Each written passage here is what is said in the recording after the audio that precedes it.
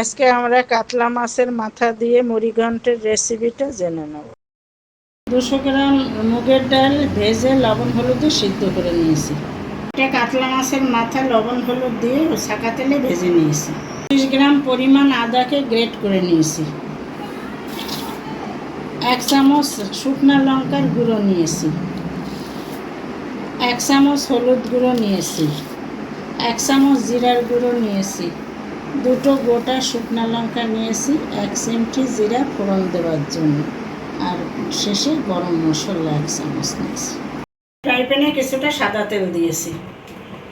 তারপরে 1 চিমটি জিরা, 2টো শুকনো লঙ্কা ফোড়ন দিয়েছি।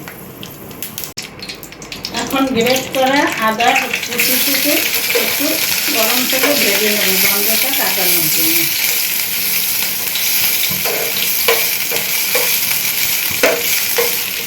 এখন সিদ্ধ করা ডালটা ফ্রাই প্যানে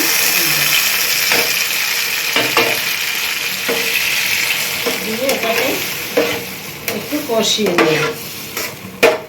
হলুদ গুঁড়া, জিরার গুঁড়া, লঙ্কার গুঁড়ো দিয়ে এই ডালটাকে ভালো করে কষিয়ে নেব। ডালটা কষানো হয়ে গেছে, এখন মাছের মাথাটা দিয়ে দিয়েছি। মাথাটা সিদ্ধ হওয়ার জন্য সামান্য পরিমাণ জল দিয়ে দেবো। এটাকে ঢাকনা দিয়ে 5 মিনিট রেখে দেবো। জালটাকে কমিয়ে দেবো, ডালটা যাতে পোড়া না লেগে যায়। নামানোর আগে সামান্য পরিমাণ চিনি দিয়ে দিয়েছি। 1 চামচ ঘি দিয়ে দিয়েছি। 1 চামচ গুঁড়া গরম মশলা ছড়িয়ে দিছি।